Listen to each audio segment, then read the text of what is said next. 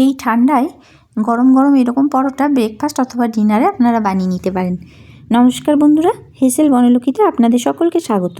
আর এই পরোটা আলুর দম বা আলুর তরকারি যে কোনো জিনিসের সাথে খেতে ভালো লাগবে। তার জন্য প্রথমে আমি কিছু ধনেপাতা বেছে নিচ্ছি। এখানে 100 গ্রাম মতো ধনেপাতা আছে। তো ধনেপাতাটা যদি দেশি ছোট ছোট সাইজের হয় তাহলে বেশ ভালো হয়, কিন্তু আমি সেটা পাইনি, তার জন্য আমি এই ধনেপাতাটা এখানে আজকে ইউজ করছি। এটার থেকে যদি ছোট দেশি ধনেপাতা দেন তাহলে সেন্টটা কিন্তু খুবই ভালো হবে। ধনেপাতার ডাঁটাগুলো বাদ দিয়ে শুধুমাত্র পাতাগুলোকেই বেছে নিতে হবে। দেখুন বন্ধুরা, আমি ঠিক ধনেপাতার এই পাতাগুলোকে ডাঁটা থেকে ছিঁড়ে নিচ্ছি। ডাঁটাগুলো কিন্তু ফেলবো না, ডাঁটাগুলো অন্য কোনো কাজে লাগিয়ে দেবো। আর এই পরোটা বানাতে শুধুমাত্র পাতাগুলো ইউজ করব। তবে পরোটাগুলো টাটকা ধনেপাতাতে করলেই বেশি ভালো হয়। বেছে নেওয়া ধনেপাতাগুলো জল দিয়ে 3-4 বার ভালো করে ধুয়ে নিলাম। এখন আটা মাখছি। আমি 2 কাপ আটা নিচ্ছি। আপনারা 1 কাপ আটা 1 কাপ ময়দাও ইউজ করতে পারেন। দিয়ে দিচ্ছি পরিমাণ মতো লবণ, আর দিচ্ছি 1/2 চামচ জিরে, 1/2 চামচ ধনিয়া, 2টো কাঁচা লঙ্কা। এটা গোটা না দিয়ে একটু বেটে দিলে ভালো হয়, পুরো বাটার দরকার নাই। আমি মিক্সার গ্রাইন্ডারে একটু দানা রেখে এটা ঘুরিয়ে নিলাম। দেখুন, এটা একদম মিহি পেস্ট হয়নি, একটু দানা দানা ভাব আছে। তো ঝালটা আপনারা আপনাদের পরিমাণ মতো দেবেন। আমি 2টো কাঁচা লঙ্কা দিয়েছি। এখন এটা পুরোটাই ময়দাতে দিয়ে দিলাম। দিয়ে দিচ্ছি 2 চামচ সাদা তেল। এখন এটা খুব ভালোভাবে একসঙ্গে মেখে নিতে হবে।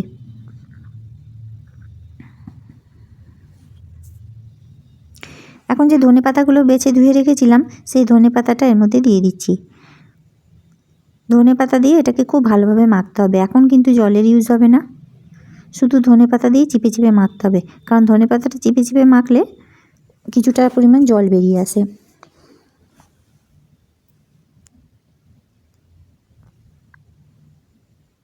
এই ধরনের পরোটা শীতকালে আমি প্রায় বানিয়ে থাকি। শীতকালে বেশ খেতেও ভালো লাগে। আপনারা কেউ বানান কিনা কমেন্ট করে অবশ্যই জানাবেন।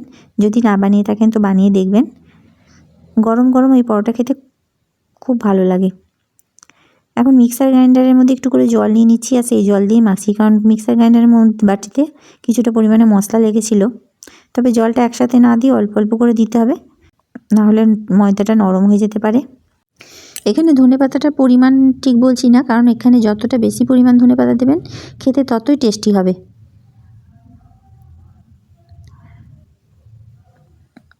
দেখুন, এইভাবে ময়দাটা আমি মেখে নিলাম।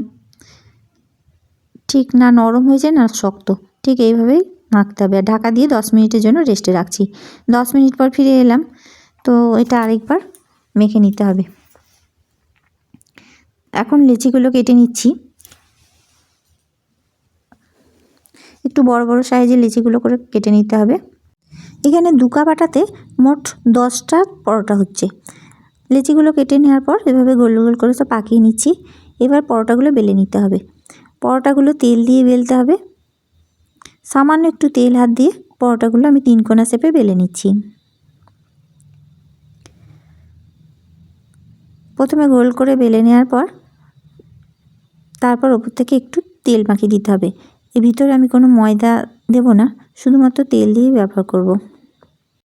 পালং পরোটা করলে ওপর থেকে তেল দিয়ে তার উপরে ময়দা ছড়াই, কিন্তু এটা ধনেপাতার পরোটা, ওপর থেকে ময়দা ছড়াবো না।